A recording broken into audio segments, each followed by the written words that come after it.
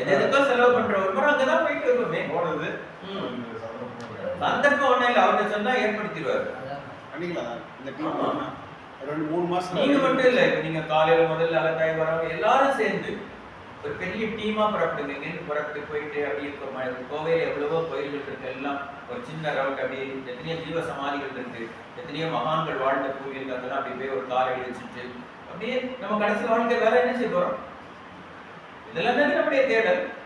அப்படி அவங்களெல்லாம் ஒருக்கா சந்திச்சுக்கிட்டு அப்படியே மகானுடைய இடத்துல போய் நல்ல 3 நாள் அமைதியா உட்கார்ந்து நம்ம இந்த கத்துக்கிட்ட ஞானத்தை எல்லாம் அங்க அமைதியா உட்கார்ந்து செஞ்சு பார்த்துட்டு அங்க போன பிறகு உங்களுக்கு வேற எந்த எண்ணம் இருக்காது. நிம்மதியா 3 நாள் என்ன செய்யும், வேலை மணி அடிச்சா சாப்பாடு கரெக்டா, கிளாஸ் ஒரு நிமிஷம் கூட முன்ன எடுக்க மாட்டாங்க.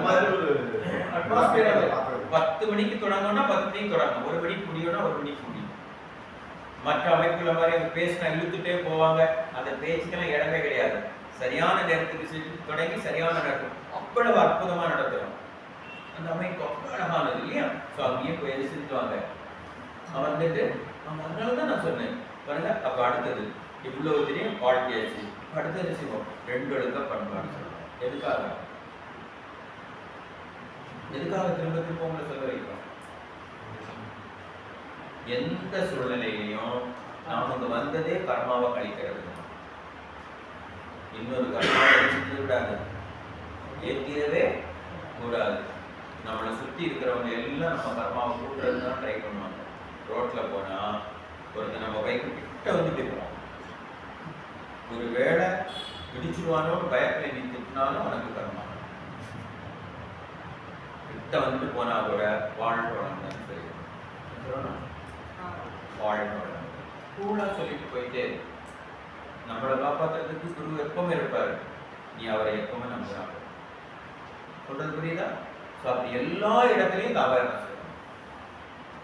ஸோ அப்போ நான் என்னுடைய வாழ்நாளில் யாருடைய உடலுக்கும் மனதுக்கும் துன்பம் தர மாட்டேன்.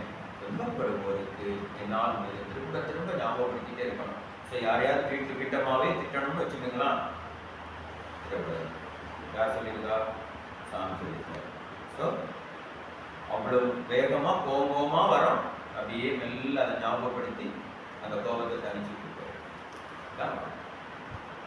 அடுத்து நாமெல்லாம் நல்லா இருந்தா கூட மகிழ்ச்சி என்ன சொன்னாங்க, உலகில் உள்ள பொறுப்புடைய தலைவர்.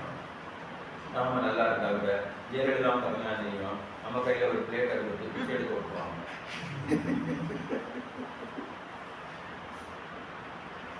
நாம எதுவுமே செய்யறனா கூட இந்த மாதிரி 4 ட்ரம் வந்து ஒரு நாள் யுத்தத்தை குறைக்க கொடுப்போம்.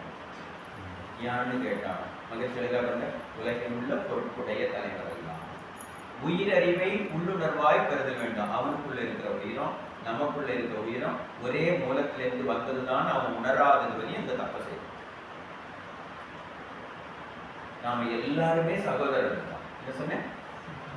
பிரம்ம நம்முடைய தாத்தனா இருப்பான், புட்டின் நம்முடைய முப்பாட்டனா இருப்பான், எல்லா வேலை நம்ம கூட பிறந்தவன் தான். காலத்தால் நம்ம நாடுகளால் பிரிக்கப்பட்டிருக்கவரையே நாம் எல்லாரும் ஒரு தாய்லேருந்து வந்தவங்க தான்.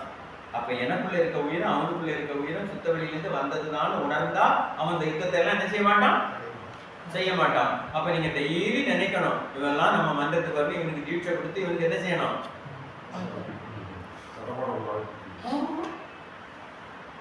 தானே உண்மை. என்ன எழுதுறாரு பாருங்க, உலகில் உள்ள பொறுப்புடைய தலைவர் எல்லாம் உயிரறிவை உள்ள வாய்ப்பிருக்க வேண்டும். உலகனைத்து நாடுகளின் எல்லை காக்க ஓர் உலக கூட்டாட்சி வலுவாய் வேண்டும். உலகில் போர் பகை அச்சமின்றி மக்கள் உழைக்கொண்டு வளங்காத்து வாழணும். டெய்லி செத்து போன்னு பயத்திலே வாழ முடியுமா? வாழ முடியாது. அப்ப இந்த போர் இருந்தா நம்மளால என்ன